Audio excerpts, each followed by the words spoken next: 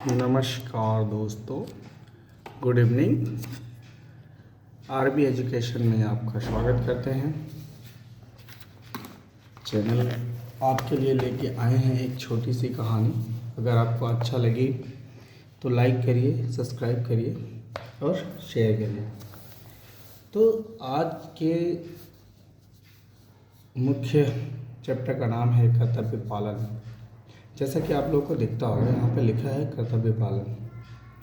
ये जो है ईमानदारी का एक प्रतीक है कि आप अगर कहीं पे भी रहते हो तो कितना प्रतिशत ईमानदारी का परिणाम देते हो, कितना प्रतिशत ईमानदार रहते हो। ये आज एक कहानी है छोटी सी, वो आपके सामने मैं रख रहा हूँ और इस कहानी को आप पढ़िए और समझिए कि ईमानदार लोग कितने सफल रहते हैं आज की दुनिया में। तो शुरू करते हैं। इसमें है एक राजा है, एक वनरक्षक है। वनरक्षक मतलब कि जंगल का रखवाला जो होता है उसको कहते हैं वनरक्षक। एक राज दरबारी है, जंगल का रास्ता है और शाम का समय है।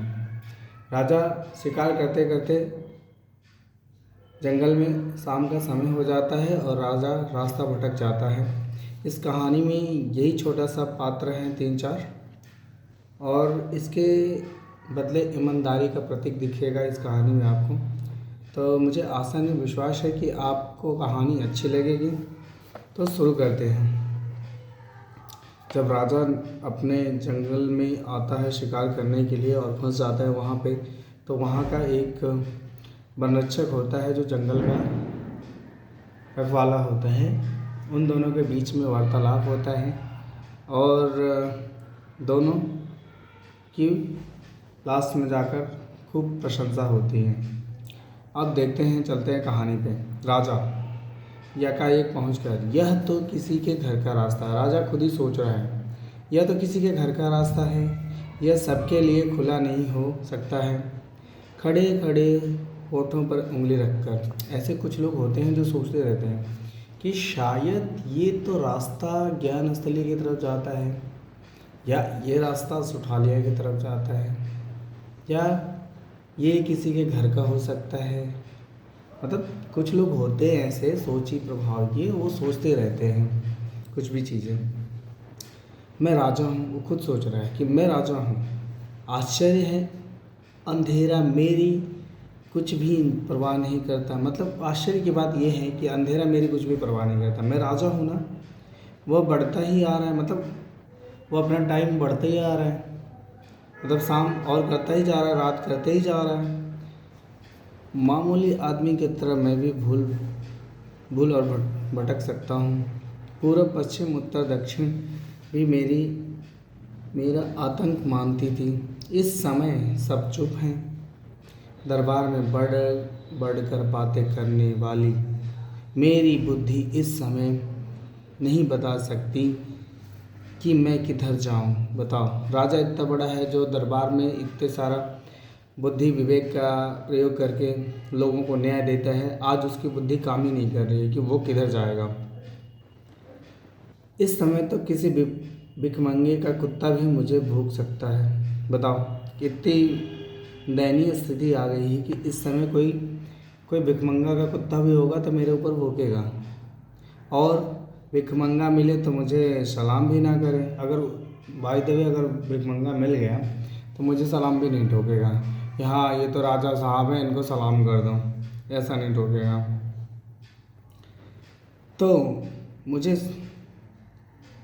ये बढ़िया बढ़िया चमकीले कपड़े, ओहो, मुझे पता तो चल गया कि मैं वास्तव में राजा ही नहीं मनुष्य भी हूँ। वाह! जब राज को छोड़कर जब जंगल में आया और फंस गया तो उसको पता चला कि यार मैं तो राजा नहीं हूँ, मैं एक मनुष्य भी हूँ। क्योंकि वो राज दरबार में राजा की तरह सोचता था, बाहर नहीं निकला इसलिए उसको नहीं लगा। जब बाहर निकला, जब फंसा तो उसको लगा कि ओहो, मैं तो एक मनुष्य भी हूँ, राजा नहीं हूँ। अब वो किसी की आहट सुनता है, कोई आ रहा है, मुझे क्या करना चाहिए? राजपन दिखाना चाहिए या राजपन फेंक कर ढोंग का मनुष्य राजपन का ढोंग छोड़ दूं, मनुष्य का लाभ लूं, ऐसा सोच रहा है राजा। बनरक्षक का प्रवेश होता है उस समय। बनरक्षक, आज मैं बादशाह को पकड़ पाया, सॉरी, आज मैं बदमाश को पकड़ पाया। तुम कौन हो? राजा, मैं बदमाश नहीं, तुमको विश्वास दिलाता हूँ। बनरक्षक, अच्छी बात है। किसने बंदूक चलाई? राजा, मैंने नहीं चलाई। अब यहाँ पे राजा और बनरक्षक के बीच में नोक झोंक होता है, क्योंकि उसकी ड्यूटी थी उसको संभालना। अगर राजा कहीं से कतराते तो बनरक्षक उनको मार भी सकता था, इसलिए वो दोनों के बीच में नोक झोंक चलती रही। अब देखते हैं आगे क्या होता है।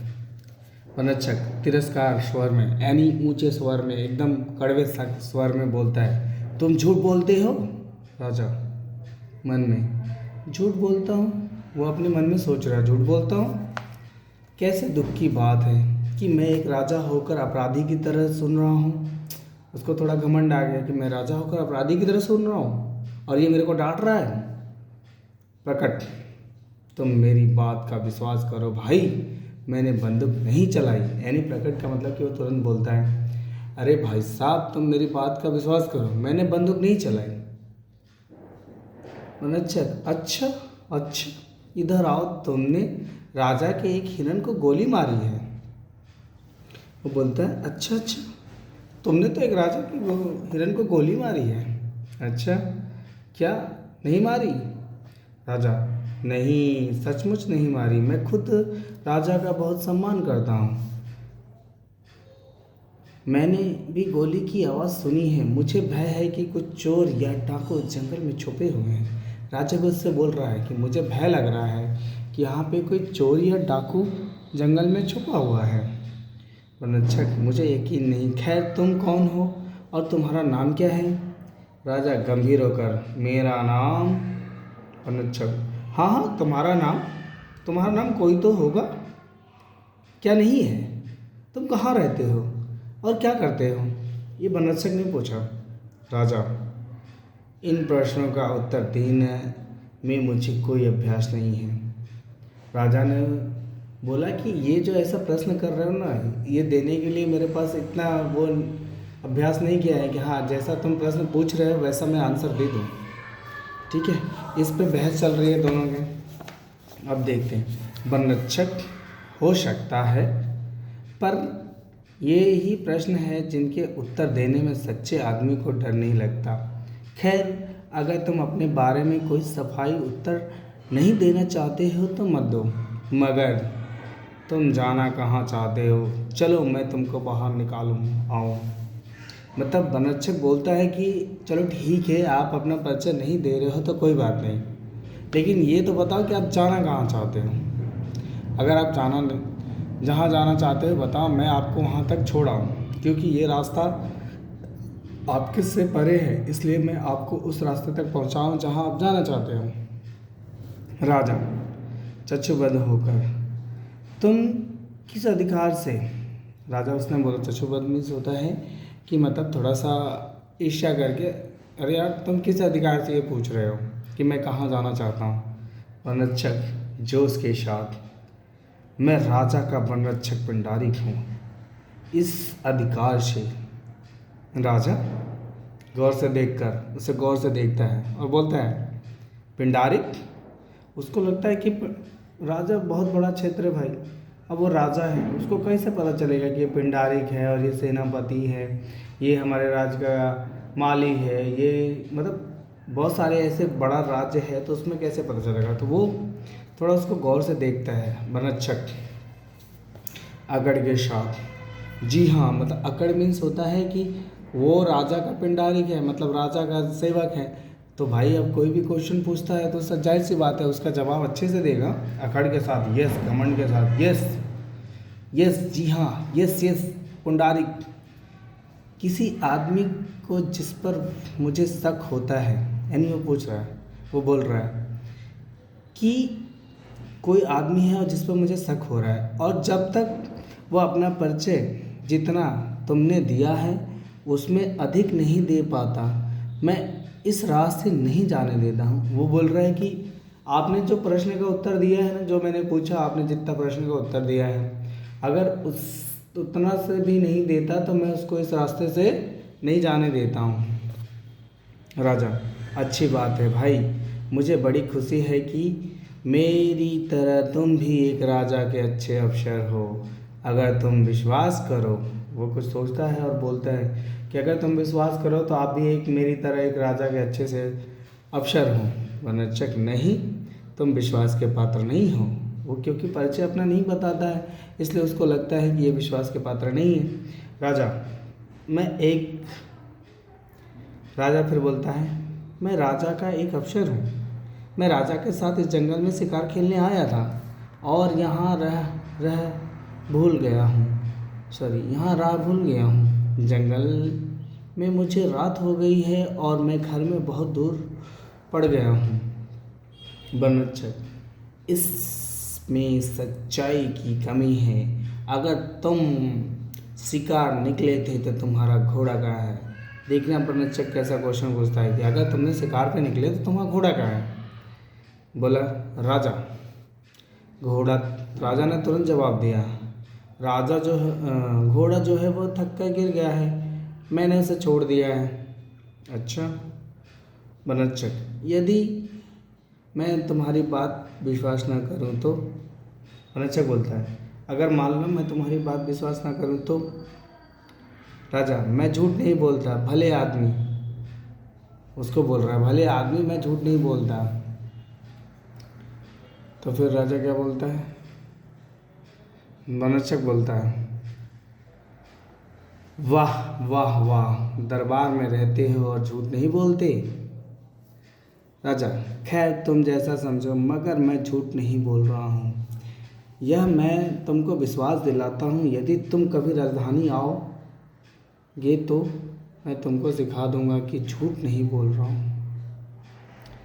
जेब से 1 रुपया निकालकर और भंडारे की ओर हाथ बढ़ाकर, यह लो इनाम। आज रात को मुझे अपनी झोपड़ी में रहने दो। बनरक्षक राजा का मुंह देखता है, यानी वो जो राजा होते हैं वो उसको इनाम देता है। बोलता है, यह लो इनाम, और आज मुझे अपने इस कुटिया या झोपड़ी या महल में रहने दो, आज रात गुजारने दो।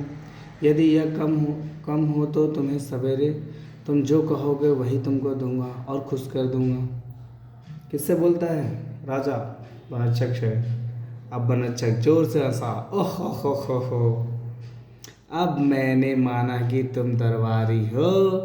आज के लिए तो एक छोटी सी रिश्वत और कल के लिए एक बड़ा सा वादा, एक ही सांस में दोनों। मगर मेरे दोस्त, यह दरबार नहीं है। उसने समझाया कि मेरे दोस्त, यह दरबार नहीं है जो तुम मुझे रिश्वत दे रहे हो। राजा क्रोध से, अब इतनी सी बात पे राजा तो क्रोध हो ही जाएगा। तू एक नीच आदमी है, तू एक नीच आदमी है, जबान संभाल कर नहीं बोलता। मैं तेरे बारे में अधिक जानना चाहता हूँ। बनरक्षक लापरवाही से, बनरक्षक क्या कर लेगा ये मेरा? तू और तेरे शब्द को इस तरह लापरवाही से मत फेंको। मैं भी उतना ही भला आदमी हूँ जितना तुम हो। उसने एटीट्यूड दिखाते हुए कि मैं भी उतना ही भला आदमी हूँ जितना तुम हो। राजा शांत होकर, अब राजा को लगा कि शायद ये कुछ ज़्यादा ही वो करेगा। राजा शांत होकर बोला, क्षमा करो मित्र। अब उसको मित्र बनाया, क्षमा करो मित्र। बनरक्षक मुस्कुराकर, मैं क्रोध में नहीं हूँ, पर जब तुम्हारी सच्चाई पर मेरा संदेह है तब तक मैं तुमसे विशेष प्रेम भाव नहीं दिखला सकता। तब बनरक्षक बोल रहा है कि अगर मेरे को सच्चाई नहीं पता है तब तक मैं तुम्हें ऐसे ही बात करूँगा भाई। आप अगर बता देते कि हम राजा हैं तो फिर आपका सम्मान होता, लेकिन आप बता नहीं रहे हैं तो हम कैसे विश्वास कर लें कि आप राजा हैं। राजा, तुम ठीक कहते हो, पर मैं तुमको कैसे विश्वास दिला सकता हूँ? बनरक्षक, ओहो, तुम जैसे मुनासिब समझो करो। राजधानी यहाँ से 10 मील यानी 16 किलोमीटर पर तो है। तुम अभी राजधानी जाना चाहो तो मैं तुमको रास्ता बता दूंगा, और अगर तुम रात भर इस गरीब के घर में टिकाना पसंद करो तो मेरे सिर आंखों पर रहो, सवेरे मैं तुम्हारे साथ चलूँगा। राजा, क्या तुम अभी साथ नहीं चल सकते? बनरक्षक, नहीं, चाहे तुम राजा ही क्यों ना हो। राजा, तब तो चलो, मैं तुम्हारे ही घर में रात काटूंगा। घोड़े पर सवार होकर एक सरदार का प्रवेश होता है। उसी समय घोड़े पर सवार होकर एक सरदार का प्रवेश होता है। दरबारी, महाराज, कुशल से तो हैं आप? महाराज के लिए हमने सारा जंगल छान डाला। बनरक्षक चकित होकर आंखें फाड़ कर देखने लगा। कौन कौन कौन महाराज? तब तो मुझे बड़ी भूल हुई। घुटने टेक कर महाराज, आपके साथ मैंने जो ढिठाई की उसे क्षमा कीजिए। अब जैसे ही पता चला कि ये महाराज हैं तो उसको लगा कि अब तो महाराज मेरी इस ढिठाई का बदला लेंगे। लेकिन आगे देखते हैं। राजा ने तुरंत तलवार खींच लिया। अब तलवार खींचने के बाद क्या किया? बनरक्षक, महाराज, आप अपने उस सेवक का बद निश्चय ही नहीं करेंगे जिसने ईमानदारी से अपना फर्ज अदा किया। अब बनरक्षक बोल रहा है अपनी सफाई में, अरे महाराज, आप इस पे रहम करिए। आप उस सेवक का बद नहीं कर सकते जो आपके साथ इतना अच्छा से व्यवहार किया है। राजा, नहीं मेरे सच्चे मित्र बहादुर मित्र, नहीं, मैं तुमको क्षमा नहीं कर सकता हूँ। मैं तुम्हारे जैसे नेक और सच्चे आदमियों के सम्मान को ऋणी हूँ। उठो राजन रत्न पुंडारी के, उठो। अब उसको देखो कितना राज रत्न बोल दिया, पुंडारी के, उठो। अपनी पदवी का प्रणाम और मेरी प्रसन्नता की का चिन्ह यह तलवार लो। तुमने हमें जो सुख दिया है उसके लिए 1000 रुपये सालाना का पुरस्कार तुम्हें जीवन भर मिलता रहेगा। देखना कितना बड़ा वो दे दिया, पुरस्कार दे दिया उसने। अपना कर्तव्य है जो ईमानदारी के साथ निभाया था, इसलिए राजा उससे प्रसन्न होकर उसे 1000 रुपये सालाना का इनाम देने लगे। तलवार देता है पिंडारी, घुटने टेक कर उसे दोनों हाथ में लेता है और माथे से छुआता है, फिर खड़े होकर राजा को प्रणाम करता है। राजा, पुंडारिक, महाराज, राजा, चलो हमें महल तक पहुंचा आओ। आज तुम मेरे मेहमान रहोगे।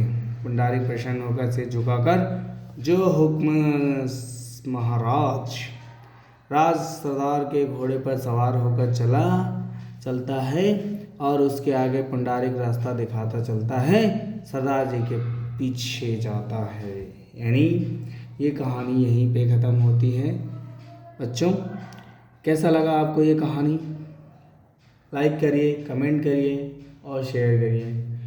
मेरे को जहाँ तक विश्वास है कि ये कहानी बहुत ही अच्छी रही, क्योंकि कर्तव्य के कारण वो बहुत अच्छा रहा। एक बनरक्षक बन पाया और उसने इनाम भी जीता। तो ये कहानी यहीं पे समाप्त होती है। जय हिंद, जय भारत।